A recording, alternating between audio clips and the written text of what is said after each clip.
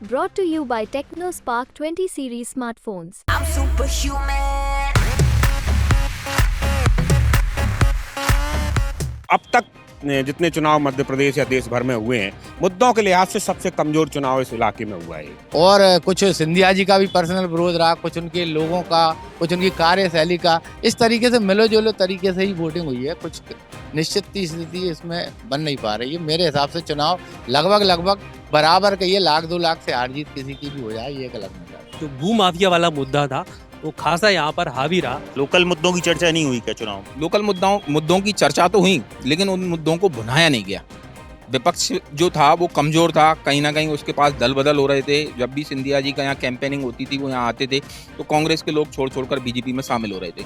लोकसभा चुनाव कंप्लीट हो चुका है। दोनों ही दिग्गज पार्टियों के जो प्रत्याशी थे उनके पक्ष में लोगों ने वोट किए हैं और नोटा के लिए भी वोट किए होंगे।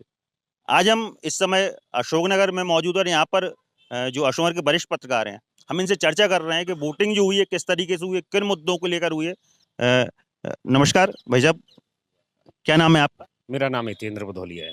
ये हमारे हितेंद्र भदौलिया जी हैं और काफ़ी वरिष्ठ पत्रकार हैं। क्या चुनाव कैसे हुआ है, क्या माहौल रहा है चुनाव? देखिए, देश भर में जो लोकतंत्र को लेकर चुनाव हुआ, इस बार कहा यह जा रहा है कि लोकतंत्र को मजबूत करने के लिए, उसे विकसित करने के लिए चुनाव हुआ और कुछ राष्ट्रीय मुद्दे उसमें जो है रहे, जिसमें सनातन है, राम मंदिर है, धारा 370 है। तो एक नैरेटिव बनाया गया दोनों पार्टियों से, एक विरोध में और एक पक्ष में। मगर बड़ी विचित्र सी बात है कि गुना लोकसभा इस सब चीज़ों से थोड़ा सा इतर चलती है। यहाँ पर वो सारे मुद्दे थे तो सही, मगर इतने प्रभावी रूप से नहीं थे जितनी दूसरी सीटों पर कर रहे थे। यहाँ पर भूमाफियाओं का मामला जो है काम कर रहा था, यहाँ पर व्यक्तिगत संबंध सिंधिया के काम कर रहे थे, यहाँ पर काम कर रहे थे वो मुद्दे जो पिछले कुछ वर्षों से यहाँ चल रहे हैं। यानी दल बदल का एक बहुत बड़ा मुद्दा था, पूरे मध्य प्रदेश में सबसे बड़ा दल बदल चुनाव के दौर में यहाँ हुआ। तो ऐसी छोटी छोटी चीजें जो कम से कम राष्ट्रीय हित में नहीं है और बहुत निचले स्तर पर जाकर काम कर रही थी, तो उस लिहाज से ये अगर चुनाव देखा जाएगा तो अब तक जितने चुनाव मध्य प्रदेश या देश भर में हुए हैं, मुद्दों के लिहाज से सबसे कमजोर चुनाव इस इलाके में हुआ है। निचले तबके की आपने बात कही है, जो प्रदेश की योजना है उन्होंने कितना काम किया होगा वोटिंग में निचले तबके? मैं फिर कह रहा हूँ, देखिए 6 महीने पहले, अगर 4 महीने पहले हम जाते हैं तो लाडली बहना जो है चुनाव का सबसे बड़ा मुद्दा थी, ओपीएस चुनाव का बड़ा मुद्दा थी, सरकार की जो योजनाएं थी वो बड़ा मुद्दा थी, किसानों से जुड़ी चीजें मुद्दा थी। दुर्भाग्यजनक तरीके से ये हुआ कि चाहे विकास से मुद्दे लाभ चीजें रही हो या डायरेक्ट स्कीम जितनी रही है, उन्होंने चुनाव में असर ही नहीं दिखाया। विधानसभा चुनाव में हम देख रहे थे कि वो निचले तबके के लोग जिनको सीधे सीधे तौर पर जो है डायरेक्ट स्कीम मिली है, जिनको आवास मिले हैं, पैसे मिले हैं, उनको वोट के प्रति थोड़ा सा रुझान था। मगर इस बार वोट का रुझान इन सब चीज़ों से हटके था, तो ना लाडली बहना की चर्चा हो रही थी ना और दूसरी चीज़ों की। तो मैं जो बता रहा हूँ कि मुद्दों के लिहाज से बहुत गरीब चुनाव था इस बार। ये किसकी जीत लग रही है, किसकी जीत हो सकती है? बहुत स्पष्ट है, जीत का अंतर का मामला है। बीजेपी बहुत बड़े मार्जिन के साथ अभी बढ़त में रहेगी। यहाँ पर कांग्रेस के पिछड़ने का कारण क्या लगता है? कांग्रेस का सबसे बड़ा काम जो पिछड़े रहने का काम है कि संगठनात्मक रूप से जो है उतनी व्यवस्थाएं उनके पास थी नहीं कि वो इतने बड़े चुनाव को कैंपेन कर सकें। दूसरी है कि बीजेपी जिस आदमी को यहाँ से चुनाव लड़ा रही थी, ज्योतिरादित्य सिंधिया, उनका जो कैंपेनिंग का जो तरीका था या जिस तरह से वो उसको लीड कर रहे थे, उसके मुकाबले में कांग्रेस कहीं खड़ी नहीं हो रही थी। एन वक्त पर जिस पार्टी के 1000, 12, 1500 लोग एक के बाद एक चले जाएं तो मॉरली डेमोलिश तो हुए ही वो, साथ ही फाइनेंशियल स्टेटस मान लीजिए या प्रचार करने के लिए जो एक मानव संसाधन होता है वो उतना नहीं जुटा पाए। तो एक जो कांग्रेस के उम्मीदवार थे वो एक जातिवाद पर अपना जो है पूरा फोकस करते रहे और प्रयास किया कि वो और उनके जो बीजेपी का विरोध है या सिंधिया का पर्सनल विरोध है वो उस पर जो है सवार थे। व्यक्तिगत तौर पर उतनी मेहनत नहीं कर पाए जितनी सिंधिया यहाँ कर रहे थे। हम आपसे फिर चर्चा करेंगे, आप इंतजार करें। राजेश दुबे जी हैं। दुबे जी, क्या माहौल रहा है, किन मुद्दों पर चुनाव हुए हैं? बिल्कुल, भदौलिया जी जो कह रहे हैं वो काफ़ी हद तक सही बैठ रहा है, क्योंकि इस बार मुद्दे कुछ अलग ही प्रकार के रहे। बल्कि कहा जाए तो चुनाव में कोई मुद्दे थे ही नहीं। यहाँ पे ना बेरोजगारी कोई मुद्दा है, ना क्षेत्रीय विकास का कोई मुद्दा रहा। बस एक मुद्दा लगातार उठता रहा, भूमाफिया, और इसी के इर्द गिर्द सारा चुनाव इस बार पूरा चला है। सर बिल्कुल, भूमाफियाओं को लेकर सिंधिया जी से भी शिकायत हुई थी, सामने एक वीडियो भी आया था उसका, लेकिन उनकी सफाई भी आई थी। तो ये सब जो माहौल चल रहा है भूमाफियाओं और कई सारे मतलब तरीके की जो योजनाओं पे जो है भ्रष्टाचार को लेकर भी आरोप लगाए जनता ने, तो कैसे चुनाव होगा फिर? नहीं, अब भ्रष्टाचार के आरोप तो लगातार समय समय पे सभी जगह लगते रहते हैं, लेकिन यहाँ पे इस बार जो एक नया टाइप का मुद्दा भूमाफियाओं का है, लोगों ने सिंधिया जी से भी उनके सामने इस बात को रखा कि उनकी ज़मीनें हड़पी गई या किसी भी तरीके से कब्जे हुए, ये कुछ बात हो, तो सारा चुनाव यहाँ तक अशोकनगर जिले का जो चुनाव अपन मानेंगे तो पूरा चुनाव इसके इर्द गिर्द ही घूमता रहा। बाकी सारे मुद्दे यहाँ पर नगण्य हो गए और सारा चुनाव का फोकस इन्हीं चीज़ों को लेकर रखा। और इस बात को मतलब सिंधिया जी जैसे नेता ने भी समझा और बार बार मंचों से इस बात को उन्होंने बोला भी। तो जनता ने जो वोटिंग किया वो किस माहौल को देख के किया, क्या सोचकर जनता ने वोटिंग किया यहाँ पर अशोक? नहीं, अब वोटिंग का तो देखिए क्या है कि भाजपा के पक्ष में माहौल शुरू से ही रहा है, लेकिन इसके बाद अगेन भाजपा भी लोगों ने वोटिंग की है, ऐसा नहीं है। और कुछ सिंधिया जी का भी पर्सनल विरोध रहा, कुछ उनके लोगों का, कुछ उनकी कार्यशैली का, इस तरीके से मिलो जुलो तरीके से ही वोटिंग हुई है। कुछ निश्चित स्थिति इसमें बन नहीं पा रही है। मेरे हिसाब से चुनाव लगभग बराबर का, ये 1 लाख 2 लाख से हार जीत किसी की भी हो जाए, ये एक अलग मैटर। आशीष जी, जैसे जो अभी दुबे जी ने कहा है कि काफी विरोध रहा, सिंधिया जी का भी विरोध रहा, कुछ भाजपा का भी है, कांग्रेस भी, तो उससे खैर होता ही है, सबका प्रत्याशी का ही विरोध होता है, कई चीजें, लेकिन फिर भी जनता ने क्या सोचकर वोट किए हैं? और देखिए चुनाव होते हैं और चुनाव चले जाते हैं। हम हर 5 साल बाद देखते हैं कि विकास के मुद्दे पर चर्चाएँ होती हैं, लेकिन विकास जो अशोकनगर में होना चाहिए वो नहीं हुआ। थोड़ी-सी मैं पीछे जाऊँगा कि लगभग 2003 में अशोकनगर ज़िला बना था। तब से लेकर अब तक हम देखें कि जितने भी शहर ज़िला बने थे, वो सभी विकास में अशोकनगर से काफ़ी आगे जा चुके हैं। लोकल अशोकनगर ज़िला मुख्यालय की बात करें तो यहाँ पर ना तो मेडिकल कॉलेज है, ना कोई बड़ा शिक्षण संस्थान है, ना कोई ऐसा उद्योग है कि लोगों को रोज़गार मिले। तो एजुकेशन को लेकर मेडिकल कॉलेज, कृषि महाविद्यालय, सेंट्रल स्कूल और विकास के मुद्दे, ये सारे चीज़ें यहाँ पर रहीं। लेकिन जैसा कि मेरे पहले पत्रकार साथियों ने बताया कि जो भूमाफिया वाला मुद्दा था, वो ख़ासा यहाँ पर हावी रहा। हम देखें कि जब योगी आदित्यनाथ जी यहाँ पर आए थे, तब सिंधिया जी ने मुखर होकर मंच से ये बात भी कही थी कि जब तक मैं यहाँ पर नहीं था, तो यहाँ पर भ्रष्टाचारियों ने या आपके राशन माफियाओं ने या भू माफियाओं ने यहाँ पर पैर पसारे और मेरे आने के बाद ये सब नहीं हो पाएगा। वे एक और बात लगातार कोड करते नज़र आए कि मैं यहाँ पर नहीं था। लेकिन यहाँ पर एक बात और कोड होती है कि वे यहाँ पर नहीं थे, लेकिन सरकार तो भाजपा की थी, स्थानीय जनप्रतिनिधि भाजपा के थे। आप देखें नीचे से ऊपर तक, चाहे विधायक की बात करें, नगर पालिका अध्यक्ष की बात करें, स्थानीय जो मंत्री थे उनकी बात करें, सांसद की बात करें, केंद्र सरकार, राज्य सरकार, सारे के सारे भाजपा के थे। तो यहाँ पर मुद्दा ये उठता है और क्वेश्चन मार्क इस बात पर लगता है कि अगर भूमाफिया कोई है, अगर भ्रष्टाचारी कोई है, तो वो कौन है? तो सबसे पहले सिंधिया जी को या बीजेपी को या सरकार को ये पता करना चाहिए कि इस तरह की अगर बात सही है तो करने वाले हैं कौन। तो इन्हीं सब मुद्दों को लेकर यहाँ पर चुनाव हुआ, जनता यहाँ पर मौन नजर आई और हमने वोटिंग वाले दिन भी देखा कि लोग ज़्यादा कुछ कहने के चक्कर में नहीं थे। और जब भी जनता मौन होती है तो हमें अपेक्षाकृत जो चेंजेस परिणाम होते हैं वो देखने को मिलते हैं। तो चुनाव में हालांकि ये भी मैं क्लियर कहना चाहूँगा कि कांग्रेस जिस तरह से विधानसभा चुनाव में फील गुड का शिकार हुई थी, वही फील गुड का शिकार हम यहाँ पर भी देखेंगे, क्योंकि यहाँ पर सिर्फ कांग्रेस की एक ही सभा हुई थी। जो कांग्रेस के प्रदेश अध्यक्ष हैं जीतू पटवारी, लास्ट दिन और बिल्कुल एन मौके पर आए थे और उन्होंने जनता से एक तरीके से चर्चा ही की थी। उनका खुद से कहना था कि मैं चर्चा कर रहे हैं, हम लोग बात कर रहे हैं। तो उन्होंने मुद्दे तो बहुत अच्छे उठाए थे, लेकिन काफ़ी लेट हो गए थे। तो कांग्रेस जो है फील गुड का शिकार हुई है। सिर्फ उनका जो कैंपेन था वो इस बात को लेकर था कि सिंधिया जी का क्या कुछ विरोध है या बीजेपी का क्या कुछ विरोध है, वो अपनी बातों को जनता तक नहीं पहुंचा पाया। वही परिणाम हमें देखने को मिलेगा। आपको क्या लग रहा है, कौन दमदार बैठ रहा है, कौन सी पार्टी या कौन प्रत्याशी? जाहिर सी बात है कि सिंधिया जी बड़े कद के नेता हैं और 5वीं बार यहाँ से चुनाव लड़ रहे थे, तो उनका कद काफ़ी बड़ा है। कांग्रेस ने जिस प्रत्याशी को चुनावी मैदान में उतारा था वो पहली बार लोकसभा चुनाव में था, तो कद की और बड़कपन की बात यहाँ पर नहीं कर सकते, काफ़ी अंतर है। हाँ, अब पूरा जो चुनाव है वो इसी बात पर आ गया है कि हम वोट किसको दें। जनता जो है, बीजेपी की बहुत सारी योजनाएं चल रही हैं, मध्य प्रदेश में लंबे समय से सरकार है, 10 साल से केंद्र में भी सरकार है, तो जाहिर सी बात है कि सत्ताधारी जो पार्टी होती है उसको फ़ायदा मिलता है। इसके बावजूद भी हम देखते हैं कि कई बार हारने वाले के चर्चे ज़्यादा होते हैं। कांग्रेस अगर चुनाव हारती भी है और अगर कम अंतर से हारती है, तो चर्चे जो है हार के होंगे, ना जीत के। हमारे और साथी हैं यहाँ पर, हम बात करते हैं। क्या लग रहा है इस बार क्या माहौल रहेगा? क्योंकि एक बात जो सबसे महत्वपूर्ण है, सिंधिया परिवार का इस क्षेत्र माने इस सीट पर काफी वो रहा है, हर मेंबर उनके घर परिवार से ही बना है। पर इस क्षेत्र में सबसे ज्यादा पिछड़ापन है उद्योग क्षेत्र का।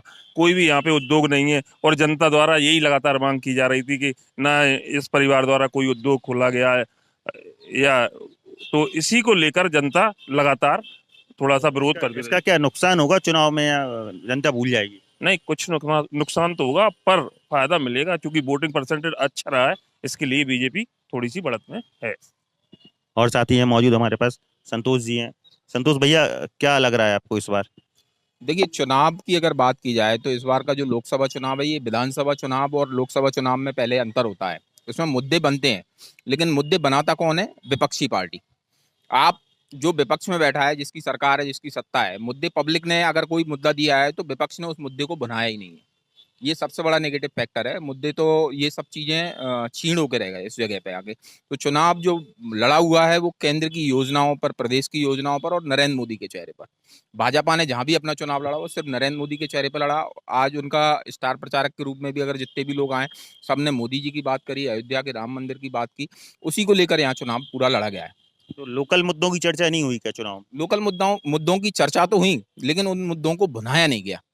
विपक्ष जो था वो कमजोर था, कहीं ना कहीं उसके पास दल बदल हो रहे थे। जब भी सिंधिया जी का यहाँ कैंपेनिंग होती थी, वो यहाँ आते थे, तो कांग्रेस के लोग छोड़ छोड़कर बीजेपी में शामिल हो रहे थे। उनके पास टीम नहीं थी, मैन पावर नहीं थी, उस चीज को वो कैप्चर नहीं कर पाए। उन मुद्दों को कांग्रेस कैप्चर करने में असमर्थ रही। जैसे भाजपा तो केंद्र की योजनाओं को लेकर, प्रदेश की योजनाओं को लेकर जनता के बीच जा रही थी, कांग्रेस के मुद्दों को लेकर लोगों के बीच जा रही थी। कांग्रेस जो सत्ताधारी पार्टी है उसकी नेगेटिव चीजों को निकाल कर वो बता रही थी कि हम किसानों को लोन माफ करेंगे, ये स्कीम्स लेके आएंगे। जैसे लाडली बहना चल रही है, तो उन्होंने अपनी स्कीम बनाई थी कि 8,000 रुपए हर महीने वो महिलाओं के उसमें देंगे, गरीबों के लिए। ये स्कीम्स को लेकर वो चुनावी मैदान में थे। लोकल मुद्दे कितने हावी रहेंगे? जैसे कांग्रेस के जो लीडर थे वो लास्ट में आए और उन्होंने काफी कुछ भ्रष्टाचार आरोप भी लगाया और सिंधिया जी को भी सफाई देना पड़ी थी पूर्व में। मुझे नहीं लगता कि वो लोकल मुद्दे कहीं भी वोट पर प्रभाव डालेंगे। हाँ, एक चीज जरूर, अगर अशोकनगर की बात की जाए, अशोकनगर जिले की, चूंकि प्रत्याशी लोकल था, अशोकनगर के प्रत्याशी थे, तो उनको उसके लिए एक बड़ा बेनिफिट उनको ये इस चीज का मिलेगा उनको, कि वो यहाँ के लोकल के प्रत्याशी हैं, तो उसका बेनिफिट जितना मिलेगा वो है उनके लिए। वोटिंग प्रतिशत के हिसाब से 2019 को जैसे देखा जाए और इस समय जो है जो रहा है, उससे कितना अंतर आएगा? वोटिंग प्रतिशत की बात की जाए तो देखिए, वोटिंग प्रतिशत के लिए प्रशासन ने भी अपने लेवल पर बहुत मेहनत की, कई सारी स्कीम्स, कई सारी योजनाएं चलाई, जिनके कारण वोटिंग प्रतिशत बढ़ा है। अब आप ये नहीं कह सकते कि वो वोट डालने के लिए किसी के लिए गया है, कि सत्ताधारी पार्टी के लिए गया है, विपक्ष पार्टी के लिए गया है। इसका अनुमान लगाना अभी ठीक नहीं हुआ। इस चौपाल में हम एक बार फिर से हितेन जी से बात करेंगे और उनसे समझते हैं इस माहौल में पूरे चुनाव के दौरान क्या कुछ रहा है। जो जैसे 2019 में वोटिंग हुई और इस बार जो वोटिंग प्रतिशत रहा, इससे क्या कुछ फायदा मिलेगा पार्टी को? बिल्कुल स्वाभाविक तौर पर देखिए, 2019 का वोटिंग और इस बार के वोटिंग में बहुत ज़्यादा डिफरेंस नहीं है, माइनर अंतर है परसेंटेज में। तो स्वाभाविक तौर पर जो है दोनों पार्टियां अपना अपना जो है हित उसमें साधने की कोशिश कर रही हैं, देख रही हैं। मगर चूंकि 2019 की अगर आप बात कर रहे हैं तो देखिए, 2019 में पहली बार इस सीट ने अपना मिजाज बदला था। अमूमन होता है ये है कि इस सीट को लेकर जब भी नेशनल लेवल पर बात होती है गुना लोकसभा को, तो परंपरागत रूप से सिंधिया परिवार की सी सीट रही है। 3 पीढ़ियां लगातार यहाँ से लड़ती हैं और एक बार से ज्यादा बार लड़ी हैं। लगभग 3 बार का एवरेज निकलता है प्रत्येक का देखें तो। 2019 में जब मोदी की वेव थी, एक्चुअली में बहुत बड़ी वेव थी, तो उसमें अपना किला उन्होंने ढहा है पहली बार। मगर बड़ी दिलचस्प बात यह है कि सीट ने 2014 में जब वोट किया तो तब भी मोदी 19 की तुलना में ज्यादा पावरफुल थे, सीटें ज्यादा थी, मगर गुना सीट को उन्होंने बचा लिया था।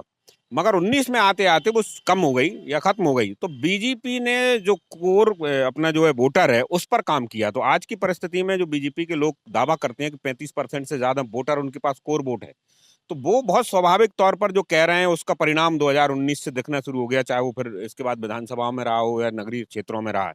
तो स्वाभाविक तौर पर जिस मध्य भारत में हम खड़े हैं और वहां पर सनातन जैसी चीजें, राम मंदिर जैसी चीजें और तमाम सारे वो मुद्दे जो नेशनल क्षितिज पर जाकर जो है बड़ा असर करते हैं, वो यहाँ पर बहुत अपील करती हैं उन लोगों को।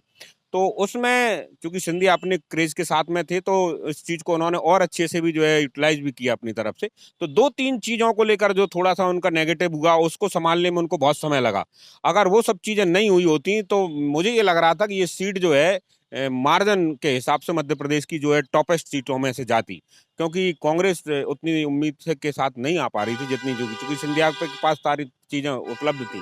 तो फिलहाल ये है कि लब्बो ले आप ये है कि सीट को लेकर कि सिंधिया लगातार इस सीट से लड़ रहे थे, कांग्रेस से लड़ रहे थे, 3 बार जीते, 1 बार हारे, 4 बार के बाद फिर दोबारा से लड़े, बीच में राज्यसभा भी गए।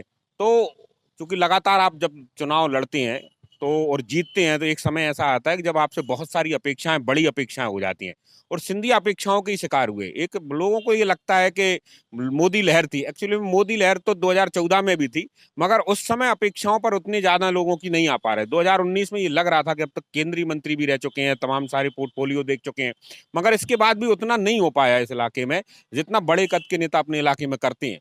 तो उसका शिकार हुए, वो अपेक्षाओं का शिकार हुए। और ये जो अभी का जो दौर है, उस दौर में एक बार दोबारा से लोगों ने सिंधिया पे विश्वास कर लिया तमाम सारी समस्याओं के बाद भी, और ये बड़ा संक्रमण काल है उनको दोबारा से स्थापित होने के लिए। अगर चुनाव जीत रहे हैं, वो लगभग जीतने की स्थिति में है, और इसके बाद अगर कोई बड़ी चीज नहीं हुई और अपेक्षाएं फिर टूटी, तो सिंधिया के लिए सीट हमेशा के लिए मतलब खतरे की जोन में आ जाए। जैसे ये सीट जो है यादव बाहुल सीट है, और 2019 में जो है केपी यादव यहाँ से उतरे थे, और 2014 अपेक्षा 19 में सिंधिया हार गए थे।